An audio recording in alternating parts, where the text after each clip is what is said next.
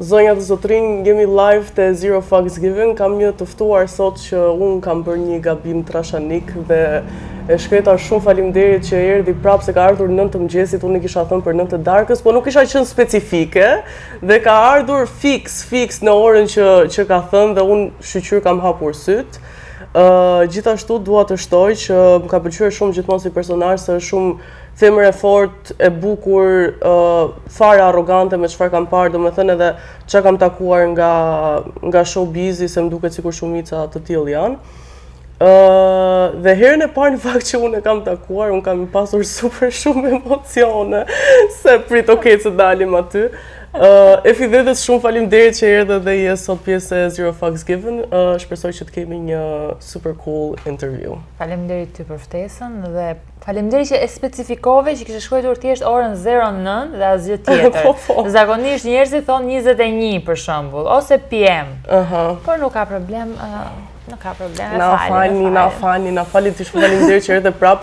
Unë me vete thash, aha, kjo iku, kash, mirë që e mora, thash, tani më iku. Po që doja ta cekja pak të pjesën që kur jemi takuar për herë të parë, unë nuk e dija ke vënë re ti, po unë domethënë thjesht ishim te topi. Edhe po bënim spotin për ishte spot, më duket se quhet për çfarë ishte, se mbaj mend. Për hapjen e diellës. Të diellës. Edhe thjesht isha ullur qitur me Efin, po ishte hera ime e parë që po bëja një reklam kështu.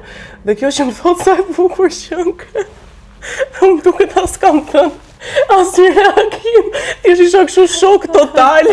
Jam këtu me gjitha njerëzit që as po marrë vesh ku jam, se mendoja që s'do kisha fare emocione, me thënë drejtën. Jo, edhe unë të çudita, po të kam kuptuar se ishe shumë e ngrirë, pra thjesht isha aty, por nuk isha aty të njëjtën kohë. Po, edhe thash, okej, nuk e di, ndoshta duket, sepse të kam parë edhe unë TikTok, edhe duket shumë njëri që s'është e ke problem shumë. Dhe kur e pash, thash, okej, ndoshta është ndryshe në TikTok, nuk e di. Normal, po ndryshe është se unë vë për shembull një kamerë aty edhe nuk e mendoj fare se kush po e sheh, më kupton, kurse aty kjo kamera kur të vihet para do është çik më ndryshe, mendoj. Është të drejtën, sidomos kur i fleti një herë. Ti si ke pasur kështu daljen e parë? Në çfarë viti ke dalë për herë të parë? Ama me vite mos më pyet, se unë nuk e di, s'mbaj mend. Di që kam qenë 25.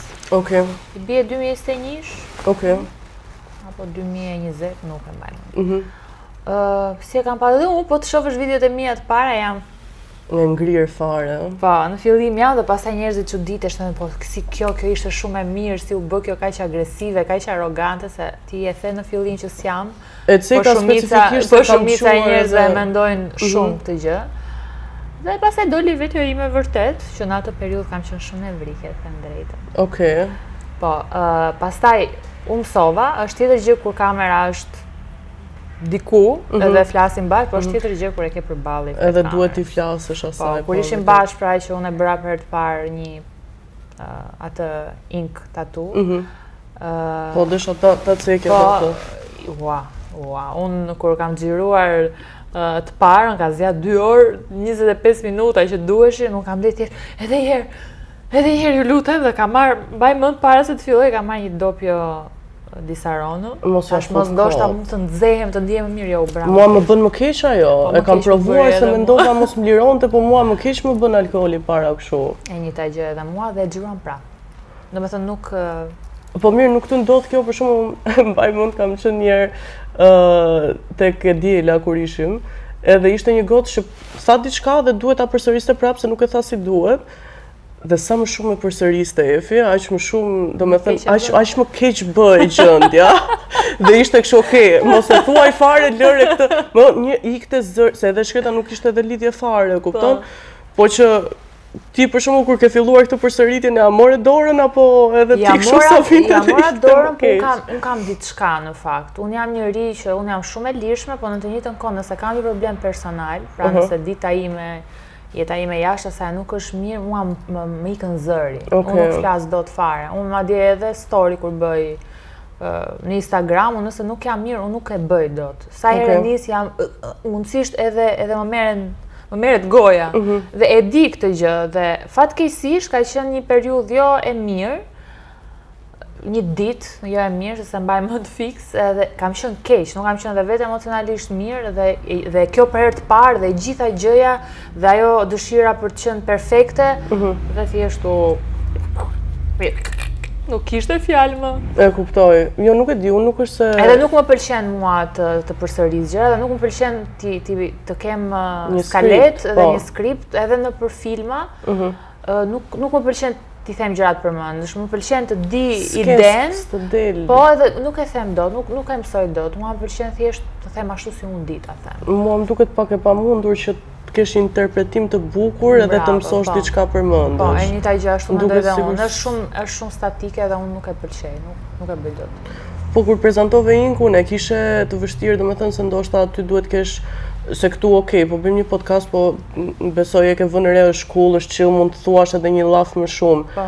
Te në Top Channel normalisht ti duhet kesh një fjalor ndryshe, një zhargon ndryshe, një mënyrë komunikimi ndryshe. Ka penguar kjo në mënyrën e të shprehurit apo të ka ardhur kollaj si? Jo, kjo më vjen shumë thjesht, mënyrën e të shprehurit e kam shumë mirë, nuk e kam fjalorin shumë të pasur normalisht, nuk kam jetuar këtu, nuk e kam bërë shkollën këtu. Por më pëlqen sepse duhet me pas patjetër fjalorin shumë të pasur. Kupton, mua më pëlqen të flas thjesht, më pëlqen të kuptohem dhe di mënyrën se si interpretoj gjërat që unë them. Dhe kjo nuk ka pas vështirësi. Vetëm e vështirësi ka qenë kamera. Kaq, thjesht kur i flitej kamerës, për mua ka qenë nuk e kuptoja, domethënë është si i flet një gjëje kot, murit, është absurde. Kjo ishte pjesa më e vështirë, po jo komunikimi. Po të kishte për shembull kot spontane totalisht, ishin njerëz, mos kishte kamerë fare, thjesht kishte njerëz, mendoj që do Po, ajo ishte shumë e thjeshtë. Më thjesht. Më thjesht mendon. Mos kishte kamerë. Mos kishte kamerë, thjesht njerëz. Prit. Varet sa, jo, për shembull, mbaj mend kur dola te Portokallia, nuk është e thjeshtë, as ajo. Okej. Ja, nuk është e thjeshtë. Unë kam refuzuar atë vetëm për këtë arsye. Unë nuk i kam parë njerëzit fare, unë thjesht kam dalë dhe kam parë në asgjë. Nuk mund të shikoje një njeri dhe realisht dridhesha. Ja, nuk ishte thjesht. Po mendoj që ka një gjë të mirë që ndoshta ne vëmë re, po ndoshta njerëzit që nuk kanë lidhje me televizionin nuk e vënë re, që kur ke emocione nuk është se dallohet shumë në televizor. Mendoj se është me personazhe. Okej. Nuk është se unë e di që s'dallohem. Okej. Kur kam shku për herë të parë edhe në përputhen, nuk më kanë dhënë rëndësi fare për të mësuar se si të sillem apo se si të jem, se më thanë ti dukesh se ke problem dhe janë marrë me tjerë dhe unë që isha më lutem më ndihmon. Atë se thoja. E kuptoj.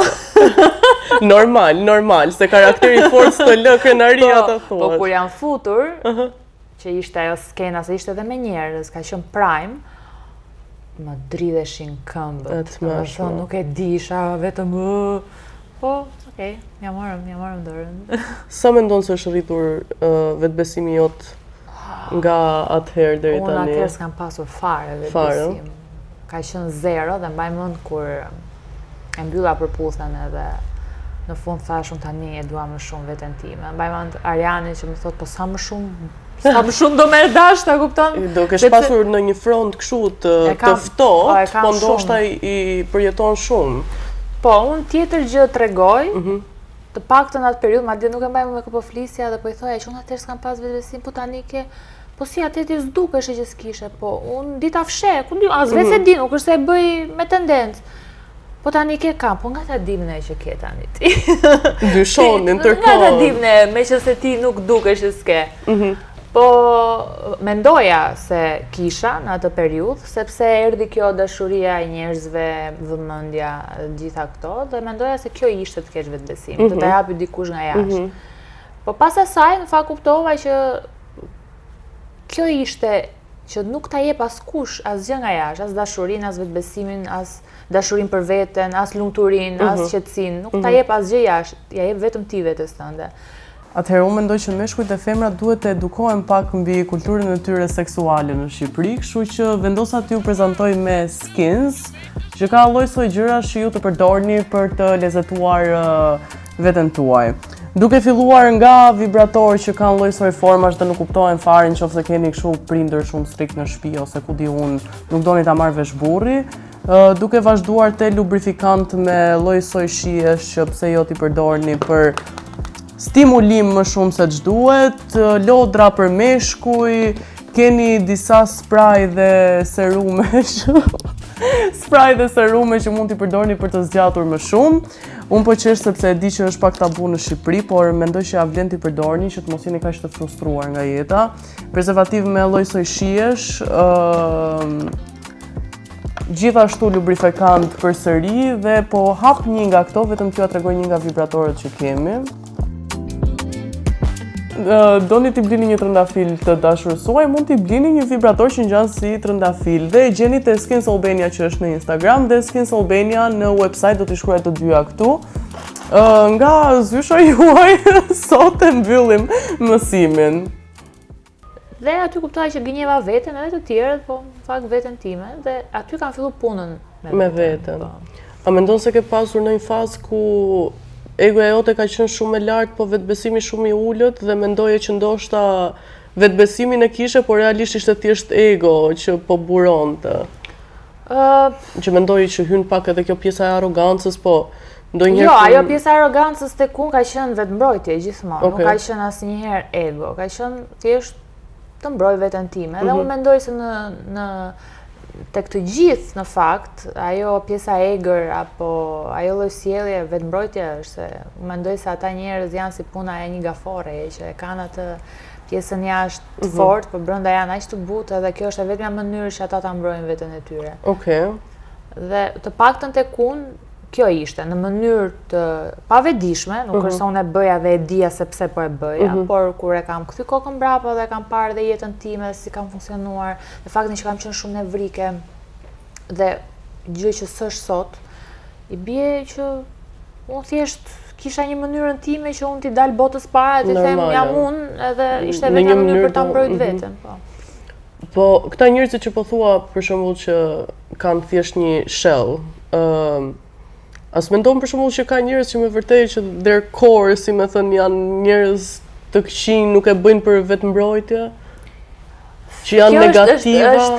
Kjo është një gjë që shumë shpesh e pyes veten. Ka pas një periudhë në jetën time që kam thënë jo, gjithë njerëzit janë në brendësi shumë të mirë, por thjesht ata nuk e din, thjesht vendi, jo vendi Shqipëria. Përgjithsisht rrethana dhe gjitha këto i kanë çuar të zgjedhin të jenë të tillë.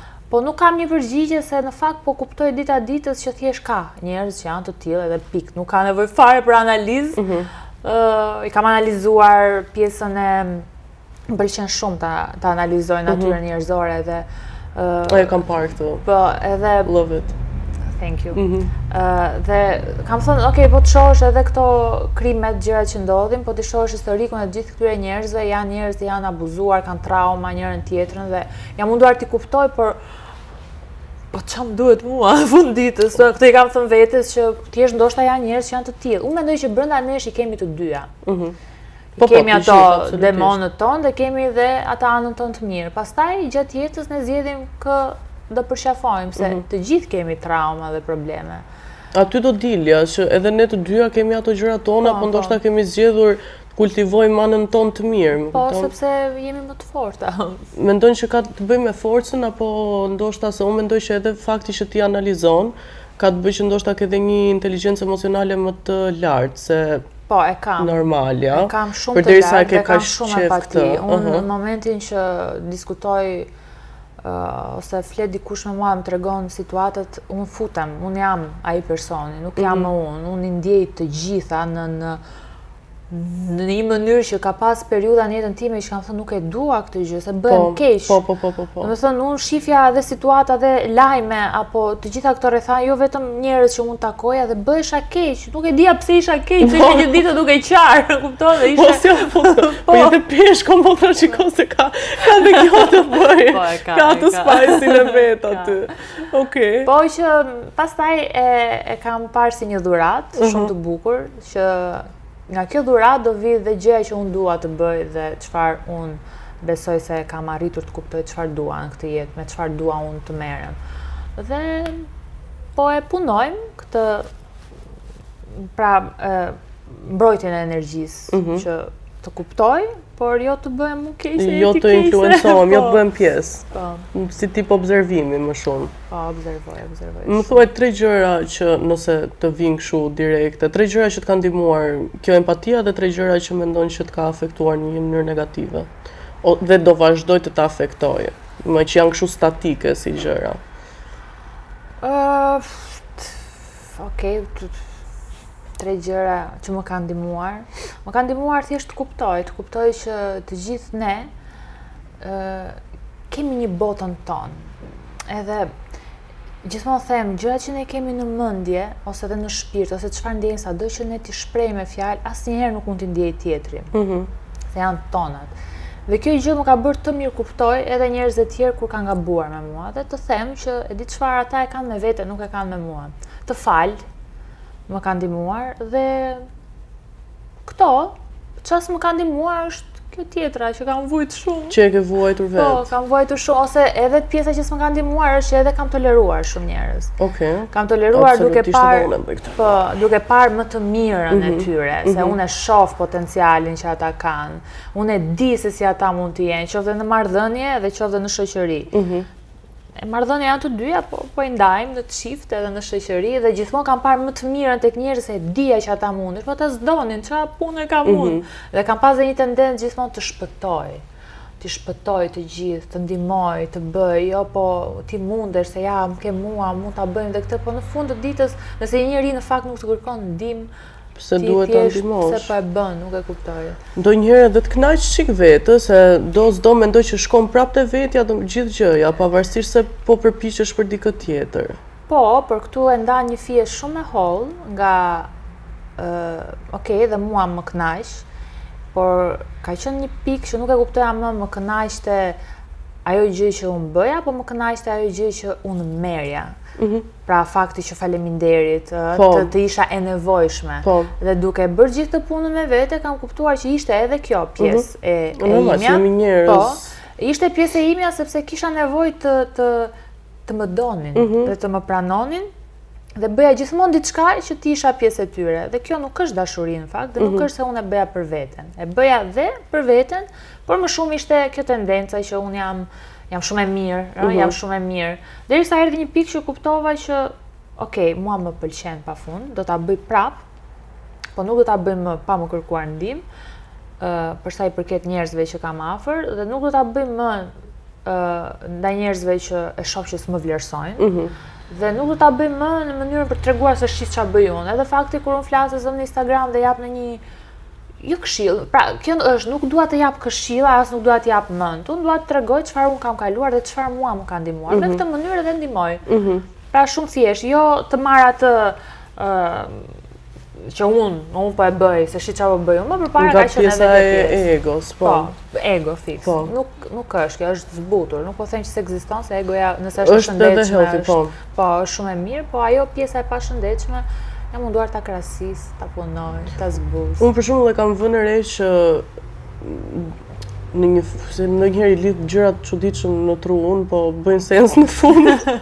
Po kam vënë re për shembull, se ti jep video në obviously, domethënë një influencer e tërkohon një duke punuar me video me gjëra, dhe kam vënë re që nuk e ke këtë pjesën që do të tërkohon, pavarësisht se një gjë shumë bukur tërkohon, po e shoh që nuk do ti është tërkohën e krehur ose me make-up ose diçka të tillë. Dhe edhe kjo ka qenë diçka që mua më ka bërë të kuptoj që egoja jote është më rehat me veten, se mendoj që ka të bëj me egon dhe kjo gjë.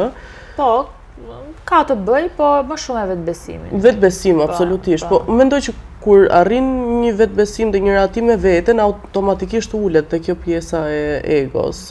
Mendoj që kanë një farë lloj lidhje. Unë mendoj që kanë lidhje, patjetër. Është një gjë që unë e shifja se çfarë po më lodhte mua, edhe para po më lodh Instagrami dhe rrjetet sociale na kanë ndihmuar për shumë gjëra, por në të njëjtën kohë kanë bërë shumë dëme. Kanë bërë dëme sepse ne aty hedhim pjesët tona më të bukura se ato do hedhësh.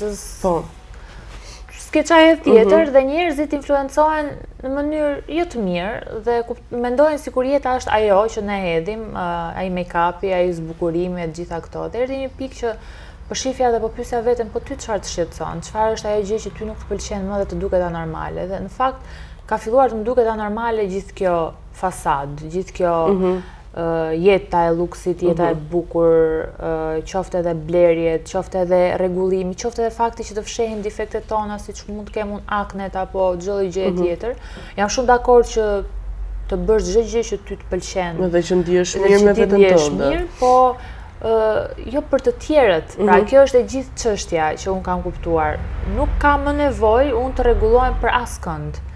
Unë në fakt kur e shoh veten pasqyrë ndihem shumë bukur dhe do doja shumë që shumë goca që më shohin të kuptojnë që ato janë shumë të bukura ashtu siç janë. Dhe është shumë okay të dalësh edhe pa krehur, është shumë okay të dalësh edhe pa lyer, është shumë okay të dalësh me bizhame, është normale.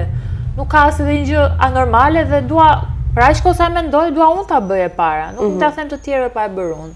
Prandaj filloi kjo gjë dhe thash okay, dhe filtrat i kam heq fare, patjetër në një foto që është super. Okej. Duhet të luajmë më çfarë. Është fotoja që e kërkon. Po përgjithsisht filtra. Po tregojmë edhe anën tonë natyrale. Po, dua ta tregoj. Edhe ka pas njerëz që kanë sharë, ka pas sa dush, unë njëherë i futem kastile t'i lexoj që të kuptoj unë, a më ndikon më mua opinionit të tjerëve, se për mua. Pse ke pasur fazën që të kanë ndikuar? Po në fillime patjetër, në fillime kur ka nis, patjetër që më kanë ndikuar, se unë kam qenë një njeri që kam thënë mua s'do më njofi askush. Okej. Pra, unë kurse kisha menduar që do jem që të njofi gjithë Shqipëria. E ke pak familjen konservative? Jo. Okej. Do me të nuk është se ka... I kam stërvitur. Okej, mirë ja ke bërë, duhet të qikë. Po nëse ti ri, qedhe ata pas teja. Po. Si me gjithë njerëzit më manë. Jo, nuk i kanë fare. Ata kanë shumë besim tek unë, ata më njohin mua, aq sa dua unë t'japë, se ne kemi edhe gjërat tona, po e din shumë mirë, nuk kanë çfarë më bëjnë.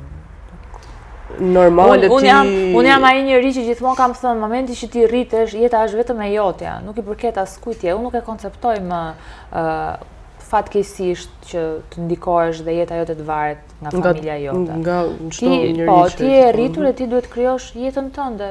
Familja jote aq mundi, aq di, po pa çka se më vjen keq se janë ca raste që dhe kemi shumë besoj në Shqipëri që nuk ke se çfarë të bësh, nuk e kuptojnë, po nuk e perceptoj dot unë. Po, më shumë se sa rritje në moshë, ndoshta do thoja rritje në kur ti merr jetën tënde në dorë, aty realisht nuk kanë çfarë thonë. Pra nëse ti del dhe ndoshta mund të jetosh në një shtëpi, po bën lekët tua ose bën disa lëvizje në thonjza që tregojnë që je independent edhe po merr jetën tënde në dorë, mendoj që aty nuk kanë çfarë thonë më shumë se sa te mosha në rritje. Po, në fakt kjo është sepse unë i lidh bashkë se normalisht një njeri normal kanë ndodhur në jetën kohë, po thua. Po, merr jetën e tij në dorë, bën diçka. Unë doja patjetër të dilja nga situata që ne ishim familjarisht. Unë jam nga një familje e varfër mund të them, se edhe, do me thënë, edhe unë jetesa që kam tani, unë nuk mund të quaj prap as të mesme. Tonë është, unë se kam një shtëpi, timen, pra për mua unë po jetoj, por për mua nuk e asete. Nuk mendoj se prap nuk e dija quhet e mesme, as jetesa ime, kupton? Tashi. Shiko, për aq kohë sa unë mendoj nuk e siguri, nuk e konsideroj. E lëm shumë si çështje perceptimi këtë, s'po e vazhdojmë. Se i bie ti futemi mua vetëm me thellë. S'dua ta nxjerr fare aty se ke punët e tua, domethënë. Po okay. Kur e ke marrë jetën tënde në dorë? Unë për herë të parë, unë kam punuar 14 vjeç bashkë me familje. Në Greqi ke qenë? Po, në Greqi. Pastaj kur kam mbushur... E ke harruar ndonjë çik kështu apo? Jo, nuk e kam harruar, po në gjuhën e parë greqisht e kam mësuar. Pastaj kam ikur prap 16, kam ikur vetëm pa të shtëpisë, kam mbajt daja. Dhe mund të them 18 vjeç unë kam ikë nga shtëpia, nuk është se kam qenë në një marrëdhënie, pra nuk është se e nisa unë tamam jetën time, po dola në një mënyrë tjetër derisa bëre ca zgjedhje që nuk kishin derisa erdhi një moment që nuk kishte zgjedhje tjetër, derisa unë ta merja jetën time në dorë, fillova të punoja, të mundohesha me ato të njëjtat. Me aq sa dija, po. E bukur është se babi më bënte mua ti s'punon. Punon ti, nuk punon. Se kam parasysh e kam shumë qartë. Ti nuk bën asgjë. Në mik të truri, se unë mundohesha me të time, po në fakt gjëlloj punë që unë bëja. Me kone. Po jo, po gjë punë që bëja një muj zjaste. Nuk e kuptoja pse, nuk rria dot, nuk... Se kishte qetë pasionin. Po pasionin mi shpi kamariere, punë, qa të ketë, thjesht punë. Dhe nuk rria dot, nuk... Diçka ndodhte dhe nuk rria dot më gjatë se një muaj. Atë hishnin apo thjesht? Po edhe më hishnin zakonisht. Për çfarë të kanë hequr? Për shembull një shembull që të kanë hequr nga puna. Okej, një shembull jam zënë një herë, kam qenë shumë keq, më thënë drejtën me nerva. Ke bërë, po duhet t'i lirojmë në një fazë, më mirë që ke liruar atëherë. Po, më mirë atëherë se. Po, pra, po. Kam pasmuar në një lokal në Greqi dhe ka qenë një djalë që mua do më mësonte se si t'i bëja kafe, gjërat e këto. Dhe unë në fillim, kur jam në një vend panjor, jam shumë humble dhe jam shumë e përullur me idenë që unë se di punën, ma mëson, nuk ka problem, unë se di. Dhe isha shumë e qetë, nuk e kishe, nuk e nëzora Luanin, isha thjesht e qetë dhe dëgjoja, dhe ky ma mori për dopsi. Dhe më thoshte, pastaj vazhdoj duke thënë, ka me qika të, o ti, një herë, 2 herë, 3 herë, derisa, i thash, mami thash, ujtë i fletë kështu ti, o tymi, Kjo në Greqi po flasëm? Po, në Greqi, ishte burë, ishte 20 vjeç. I thash, mua ti s'më fletë do të kështu, se ke këtë të drejtë, pa co goca dhe më preku. Aty kur më preku, jemi, si ta them unë, ja kam fut e kam qu matan. Ke bërë shumë mirë, Dhe tani pronari, normalisht do beson të atë. Po mua i më preku në fakt, edhe jo me iden të më ngacmonte, po pa dashje më preku, më kutruri. Kuptoja, more aty për aty e more pak më shumë. Po, edhe pronari normalisht e kishte 10 vjet në punë. Një javë kisha, nuk besoj mua, besoj atë një rast. Ka rasti sa duash, një rast tjetër, kam qenë në një furrë buke dhe të thonë, ta ha çfarë duash, është orari drekës, mund të hash çfarë duash. Sa mund të ha, s'është haja shumë. Derisa një ditë fillua duke më thënë që ti ha shumë.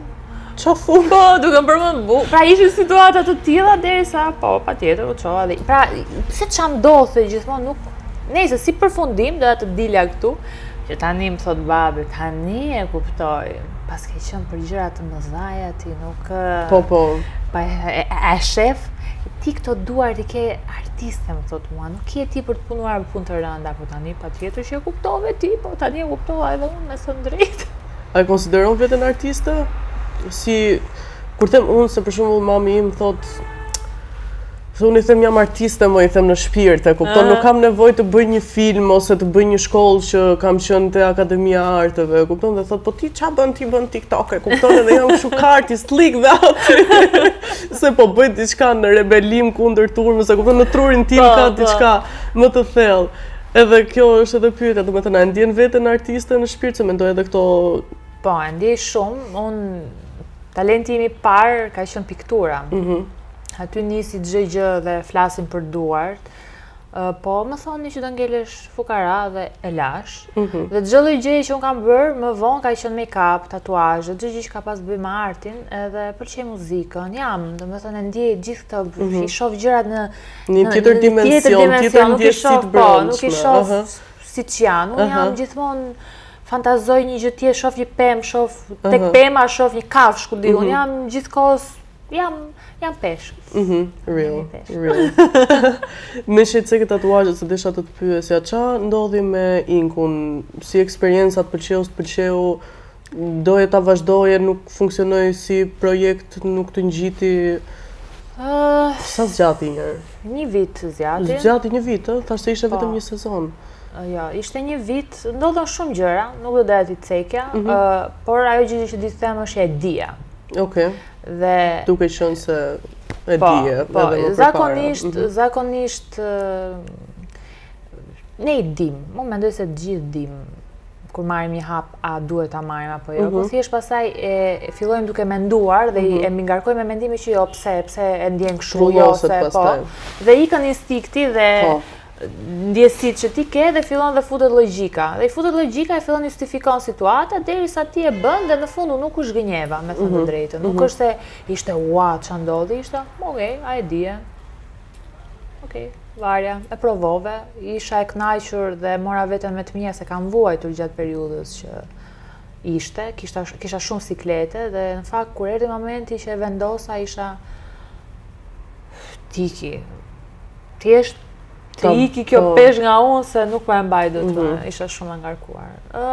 E provova, nuk më të them që ishte një eksperiencë e këndshme, por mora mësimet e mia, mora shumë mësime nga ai biznes. Besoj ju e lumtur që e ke kaluar si gjë, se sido që tjetër mendoj që të ka ndihmuar shumë në për të bërë ndoshta një projekt më vonë, të jep një farë lloj vetësigurie. Jam shumë e lumtur, po në të njëjtën kohë patjetër që ke një lloj frike. Kur të hedhësh tani hapin e radhës, por është okay. E rëndësishme për mua është që nuk u mërzita. Çdo lek që kisha mbledhur e hodha aty. Dhe isha aq e ngarkuar sa thash tikin dhe ato nuk dua t'ja di fare, do t'i bëj prap, do i gjej prap mënyrën, po thjesht ishte shumë stres. Okej.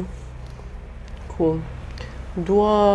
Normalisht që dua të cek pak se pash edhe një intervistën tënde të fundit që dhe. Edhe nuk e di nëse e ke cekur diku tjetër, unë aty e pash se informacion, por pash që ishe ndarë. Okej. Kishe 3 vite, nëse I remember correctly, okej. Nuk e di, ndoshta është perceptimi im, po më duket, ose ti është prap ky fronti jot që ti nuk dallohesh, po më duket sikur është ndarë në një mënyrë shumë organike dhe healthy, nuk e di pse ma ke dhënë këtë lloj ndjesie si gjë. Domethënë, absolutisht që mendoj që ndarja me këdo kur ti ke një lloj emocioni që të mungon diçka, po nuk ke dhënë një emocion kështu fatal ose diçka, okej, po më shikon ashtu dhe nuk po e kuptoj fare tani. Tani më duket sikur e kam bërë analizën gabim. E kthej mbrapsht. Jo, në fakt ishte shumë e dhimbshme. Okej, po mirë. Ka dhimbje të drejtë. Por, gjëja që është ndryshe nga jeta ime më përpara është se si unë e perceptova. Pavarësisht se dhimbti, nuk kam mlef, nuk kam inat dhe nuk kam fajsime, nuk fajsoj më dhe nuk dua t'ja hedh dikujt sepse po të kishte ndodhur kjo. Thjesht jam në një fazë në jetën time që kam kuptuar që çdo gjë ndodh patjetër për një arsye dhe kam mësuar t'i pranoj dhe t'i dua njerëzit ashtu siç janë. Dhe kam shumë dashuri për atë njeri dhe nuk ka rëndësi fare se çfarë ndodhi dhe pse. Thjesht unë di që ai njeri mua më dha më të mirën që ai kishte. Dhe pra aq kohë sa unë e di këtë gjë, nuk kam atë dramën më, nuk ekziston më drama dhe nuk ekziston më tek unë ndjesia e viktimës.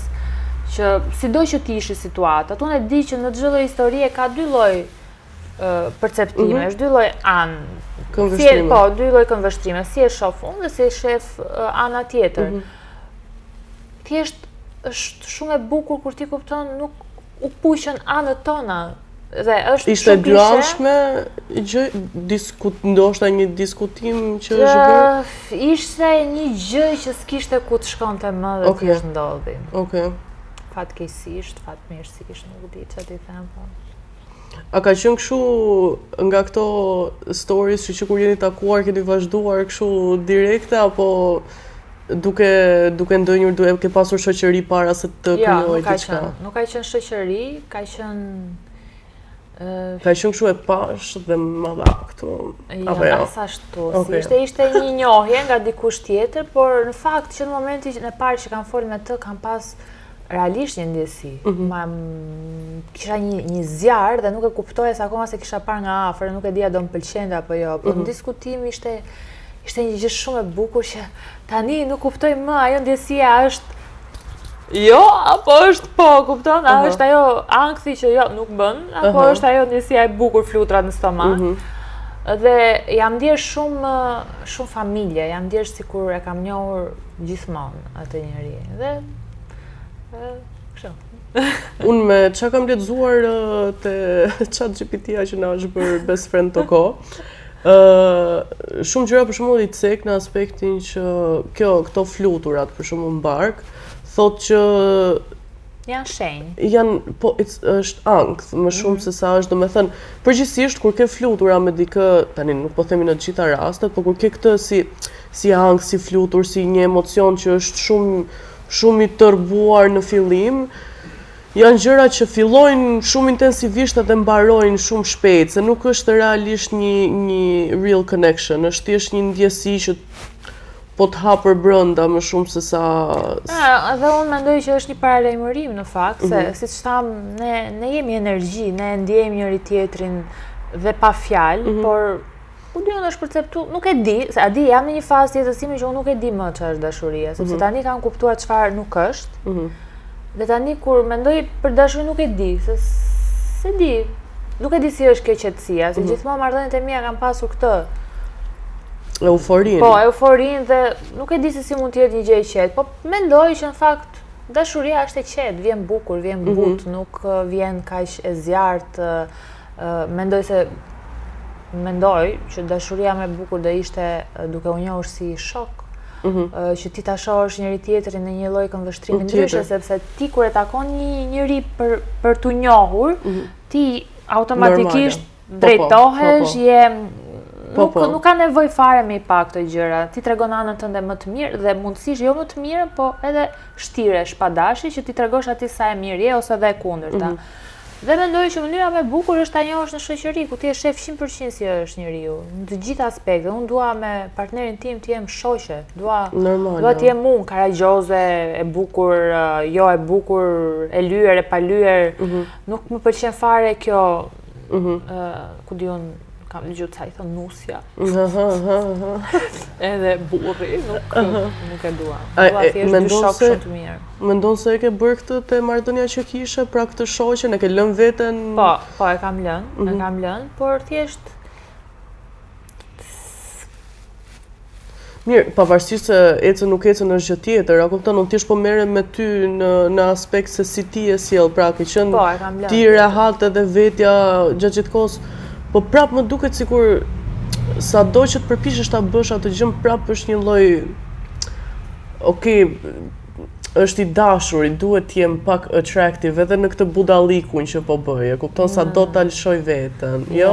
Fare, edhe prandaj dhe e kam dashuruar dhe më shumë se po se ke qenë rehat. Se ka dashur dhe ai ashtu si ke qenë. Dhe më pëlqen dhe shumë kjo gjë, nuk e konceptoj fare. Domethënë ka edhe disa marrëdhënie që thonë jo, po duhet ta mbash ti çik, se po u prish marrëdhënia që në fillim dhe ti ik thuaj. Po jo, unë nuk e du fare ashtu. Tani unë për bukuri apo edhe ty për bukuri nuk është se ekziston ndonjë problem. Puna është kush do më doj mua me atë që unë jam në brendësi. Edhe për çfarë tregojmë ne në ekran apo ku di unë. Absolutisht. Të gjithë ti aty do tregosh anën tënde më të mirë. Atë do mundohesh të tregosh. Përgjithsisht, mund të mos marrim shembull ty se ti e munduar të tregosh realitetin. Po themi përgjithsisht kjo është gjëja, një kukull e bukur që flet mirë, që di të artikuloj, që di të vishë, që di të lyhet. Unë nuk e dua këtë gjë. Unë boll e shohim këtë për boll, madje nuk po dua më ta tregoj as jashtë. Unë sot u shtriva në liçen. Isha gati të flija gjumë. Sa mirë ja bërë. Po, edhe po mundojmë ta heq pak të idenë që më shohin, se të ndodhë në mënyrë të pavedishme, thash, është e çuditshme, thash, pse kemi problem që po na shohin? Ndërkohë s'po bën asnjë gabim. Po. Ku është e keqja aty? Nuk mendoj se është e keqja, se sa është një siklet që ti thjesht do të jesh me veten tënde dhe ndjen që ke... Është edhe kjo, po duhet me heq, se nuk ka rrugë tjetër, se këtë ka e gjithë kjo e bukura e kësaj punës. I ka këto të mirat, përfitimet e gjitha, po ama privatësia nuk ekziston më. Por edhe e kam vuajtur shumë, në të njëjtën kohë sa isha shumë mirënjohës edhe lumtur se si më ndryshoi jeta, prap kishte, se nuk vjen një gjë pa të marrë diçka në jetë. Prap thash, ok, po unë tani nuk kam s'bëj dot asgjë, thjesht jam gjithandej kudo që dalë din që jam unë. Unë për shembull përpara e kam pas tipin që dilja, ngacmoja, qeshja në rrugë, mund të kërceja, mund të bëja gjithçka, nuk e kam problem. Dhe tani nuk e bëj dot. Dua ta bëj, po se bëj dot. Mirë, mendoj që vjen edhe pak me pjekurin kjo dhe me thënë sa do, jo. Fare. Qa lidhje ka ne fëmijën e brëndshëm e kemi gjithmonë nga vetes. Unë nuk po thej që dal gjithë ditën duke, po kap një moment budalliku. Po që do të shkallosh. Unë jam Po pse se bën? Po okay, po shoqëria jote për shembull janë e bëjnë këtë gjë apo dhe ata janë ndoshta serioze dhe të ndalon pak edhe kjo pjesa? Shoqëria ime tani jam në një situatë në jetë që jam me njerëz të rinj, janë me njerëz që përshtaten shumë bukur me çfarë unë kërkoj nga shoqëria, por në të njëjtën kohë janë më të rritur se sa unë. Dhe jam më të qetë. Jam më të qetë, po prapë në Shqipëri nuk e shoh unë ta bëj ta bësh këtë gjë. Është për momentin jo, ndoshta shkalloj në një ditë e filloj, po ndonjëherë më kap, filloj kërcej si fëmijë. E shoh një herë madje dhe se varet, s'po bën asgjë të keq, thjesht po kërcen. E pasi që ato hedhje të kështu. Po duan. Më pëlqen kur bën fëmijë. Po Greqia. E kisha harruar shumë atë pjesë. Në Greqi? E bën këtë, domethënë, jemi Greqi kam kohë shtëpi pa shkuar. Sa ke? Unë thjesht kam shkuar për pushime, nuk s'më lidh më gjë. Po mirë për pushime si e hedhur ti. Ore, unë kur dal andej hidhe, sa andej këtej, nuk pyes fare. Dhe madje kam qenë në Spanjë herën e fundit. Ajo, Spanja është vendi të shumë ndur më. Po, isha, edhe thash, flisem atë shokun tim të ngushtë, flisnim më. Vetëm kur shkruan mesazh i goca, zemër të pash, thash, po ku më pemi? Jo, s'm kishte dëgjuar, po ideja është, po ku më pemi edhe këtu? Janë kudo, është e pamundur të evitosh. Unë s'e di si ke dalluar, se mua më duket sikur shqiptarët dallojnë këtu e ma ta. Unë jam dhe njëri që unë s'shoh fare, sidomos kur iki, unë nuk du t'ja di fare se kush është unë për qef, unë marr një telefon me butona, e heq fare këtë. Okej. Sa lumtur do ndihesha. Nuk do doja fare të di as çfarë ndodh, as të dinin. Sepse unë kur dal dhe bëj qef, unë nuk e kam mendje fare të telefonit. Dhe kjo është një problem që mua më pengoni çik te puna ime, se duhet të jesh aktive. Unë në atë moment nuk du t'ja di fare, marr edhe në një cep, nuk e dua telefonin fare. Unë dhe telefonin si jemi miq të mirë. Kur jam fut në Big, sa kam pas problem fare. Nëse të gjithë thonin si doja bëjmë pa telefonin, shoqëria më hat, po mua bëhet. Nëse do zgjidhje një punë tjetër që e kishe të garantuar që do ishte e suksesshme, ç'a do ishte? Mos ta kishe domethënë famën fare. Psikologi. Nëse do doje ta kishe famën mbaje, po. Po thosha ti ishte diçka komplet tjetër. Psikologe, më pëlqen shumë. Tjetër më pëlqen të merrem me rrobat shumë. Këto të dyja janë që gjithmonë i kam pasur qef. Po s'mendon se do të lodhe edhe duke qenë se je dhe empatike, më duket sikur do ishe kështu të ditën duke. Prandaj pra nuk e bëra. Se kështu nisi, unë shkollën për psikologji e vazhdova dhe të gjithë më thonë, po si do e përballosh ti të shkollë një herë, ti je sfungjer. Por më vonë dhe kur kam folur me psikologen time, më ka thënë të bën puna dhe ti e mëson vetë punën dhe ti e kupton vetë se si funksionon. E mëson, është një gjë që bëhet. Ti tani je, si me thënë, si një fëmijë që merr, avash puna të ndërton dhe ti do dish se si ti menaxhosh emocionet. Që kështu edhe mund ta bëja. Nuk e di, kam shumë qef. Më pëlqen shumë të dëgjoj, të ndjej, të ndihmoj në mënyrën time.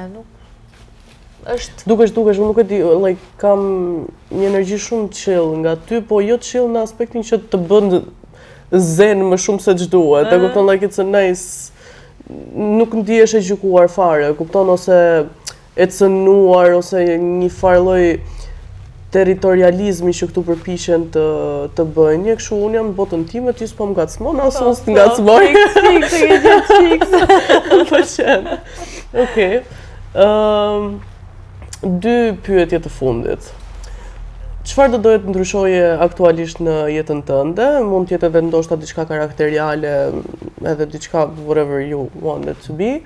Dhe nëse do të jepje vetes një këshill, si Efi 50 vjeç, ja jep Efi tani në këtë moshë, çfarë do ishte? Interesante. Kush ishte pyetja? Më pëlqeu që e dyta edhe Përgjishë njërë ditës edhe ta them pastaj të parën prapë ose harrova. Okej, 50 vjeç, my higher self. Këshill? Mos ki frikë. Okej. Unë mendoj se frika na pengon për të bërë çdo gjë. Unë e shoh tani se e analizoj shumë veten time kur dua të marr një vendim. Dhe pyes, okay, çfarë të shqetëson që ti nuk po e bën? Është frika në fakt që më ndalon. Frika dhe pastaj vazhdoj pyetje, për çfarë ke frikë? Thjesht është një gjë e panjohur. Nga e panjohura, unë për momentin jam pak e friksuar dhe unë mendoj që jeta fillon fiks atëherë kur frika mbaron. Se ti mjafton të tentosh të bësh. Të hedhësh hapin. Po, ti mjafton dhe sikur të dështosh njërë ti vazhdo të tento. Pra ai shkosa ti tenton do bëhet. Pra ai shkosa ti thjesht bie dhe e konsideron dështim një sfidë, atëherë normal që aty do ngelesh dhe vazhdon jeta. S'ke për të avancuar më. Kush ishte para? E para ishte nëse do ndryshoje diçka në jetën tënde aktualisht. Çfarë do ishte? Nuk do ndryshoja asgjë. E di jam në një fazë që edhe kur më pyet se çfarë do ndryshoja atëherë apo çfarë nuk të pëlqen, unë mendoj se çdo gjë është në vendin e vet ashtu siç duhet të jetë dhe në kohën e duhur. Nuk mendoj se ka nevojë për asnjë një lloj ndryshimi. Një gjë që unë po përpiqem shumë ta bëj është të shijoj momentin. Mos të jem shumë në të ardhmen. Pra, okay, bëm plane dhe për punë, po jo të humbas unë këtë momentin që jam këtu me ty tani, për të menduar për një gjë që s'ka ardhur akoma. Pra këtë po mundohem, nuk është se e arrit dot plotësisht, se kjo është një gjë që duhet ta bëjmë të gjithë, por ne prandaj na kap ankthi dhe depresioni, sepse qëndrojmë ose në të shkuarën, ose në të ardhmen, ose të dyja bashkë, dhe ky është që kam kaluar edhe këtë pjesë. Unë jam kënaqur super shumë. You're one of my favorite guests. Kështu që faleminderit shumë që erdhe. Faleminderit. Motra do ta bëj një vibrator dhurat ty, ta kesh. Pastaj bëj dhurat prapti, se s'ka gjë nëse nuk e do, po do të zgjedhësh ndonjë ngjyrë? Çfarë ngjyre do? Në vërtet ke si vibrator këtu? Po. Ke Leila, çfarë ngjyra të preferuar? Ngjyra ime? Si Leila je kështu si aura.